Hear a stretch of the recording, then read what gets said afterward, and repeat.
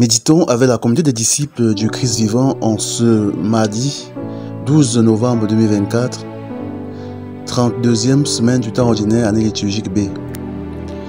Évangile de Jésus-Christ selon Saint Luc au chapitre 17, versets 7 à 10. En ce temps-là, Jésus disait: lequel d'entre vous, quand son serviteur aura labouré ou gardé les bêtes, lui dira à son retour des champs: viens vite prendre place à table? Ne lui dira-t-il pas plutôt: prépare-moi à dîner, mets-toi en tenue pour me servir, le temps que je mange et boive, ensuite tu mangeras et boiras à ton tour? Va-t-il être reconnaissant envers ce serviteur d'avoir exécuté ses ordres?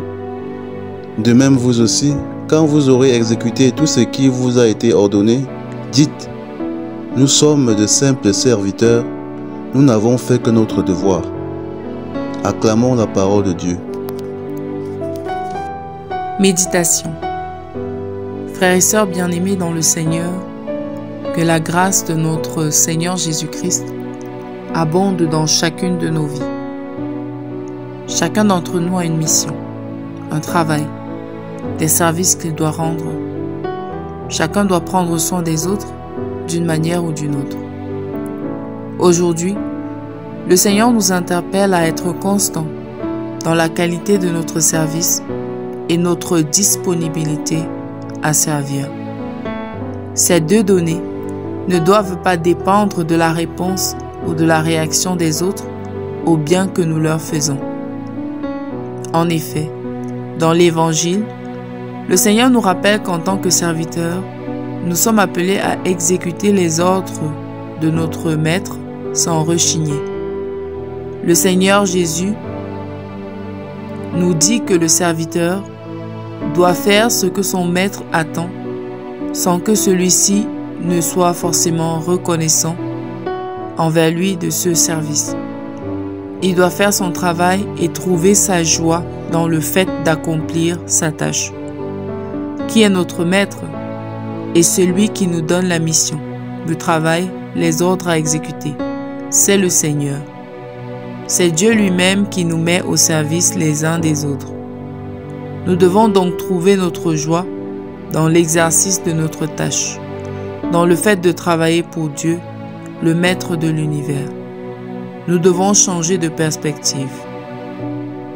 Ce n'est pas notre patron, notre chef, notre mari, notre épouse, nos enfants qui nous donnent du travail à faire, mais Dieu lui-même. Car c'est dans le service de l'autre que nous nous sanctifions. Malheureusement, très souvent, nous rechignons à nous mettre au service de certaines personnes. Nous faisons le strict minimum, nous travaillons mal ou alors pas du tout parce que l'autre n'a pas été reconnaissant, parce que l'autre a ignoré notre service, parce que l'autre a méprisé ce service. Beaucoup d'employés ne font pas bien leur travail à cause du salaire qui n'est pas conséquent ou alors à cause des clients qui ne sont pas souvent reconnaissants ou du patron qui critique beaucoup et ne voit jamais les efforts. Bien sûr, il est bien de recevoir et important et juste de recevoir un bon salaire et d'avoir un entourage reconnaissant. Mais le Seigneur nous interpelle. Même dans ces conditions, nous devons bien faire notre travail. La qualité de notre service ne doit pas dépendre de la réaction des autres. Nous devons être constants et fidèles dans notre service, peu importe les circonstances. Jésus est notre modèle.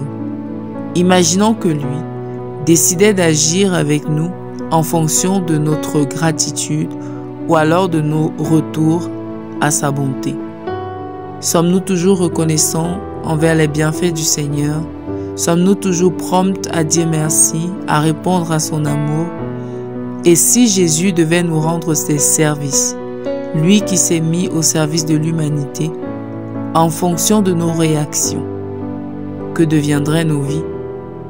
Dieu est fidèle en tout temps, et même dans le service et l'amour qu'il nous rend. Nous, ses disciples, nous devons l'imiter, servir sans que cela ne dépende des réactions des autres. Cette constance dans le service Cet amour inconditionnel, cette joie que nous puisons dans le fait même de rendre service, peut être une source de conversion pour l'autre. Car en agissant comme Jésus, nous faisons le meilleur témoignage de vie et poussons les autres à se questionner sur eux-mêmes. Plus encore, si nous servons de façon inconditionnelle, tout en étant nous-mêmes des exemples de gratitude, les autres seront poussés à regarder vers le Christ.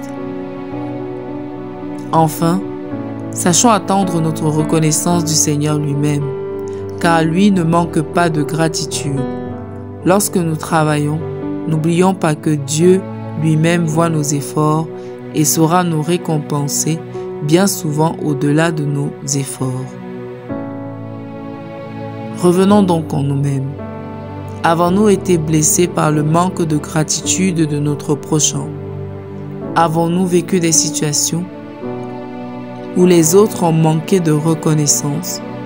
Avons-nous souvent été refroidis dans notre élan à cause de la réaction des autres? Demandons au Seigneur la force de lui ressembler afin de servir avec un amour inconditionnel et de ne pas faire notre service dépendre du retour de l'autre. Prions. Seigneur, accorde-nous la grâce de service en partage. Donne-nous l'amour suffisant pour aimer et servir l'autre même lorsque ce dernier ignore et ne reconnaît pas notre service. Intercession. Nous te prions, Seigneur, pour tous les travailleurs dans le monde. Permets, Seigneur, qu'ils puissent dans leur travail se mettre au service des autres par amour pour toi, sachant que toi, Seigneur, ne manques jamais de gratitude. Maman Marie, intercède pour nous. Exercice spirituel. Aujourd'hui, faisons notre travail avec joie et reconnaissance, peu importe la réaction des autres. Mettons tout notre cœur dans l'exécution de tous nos travaux. Loué soit Jésus-Christ, à jamais.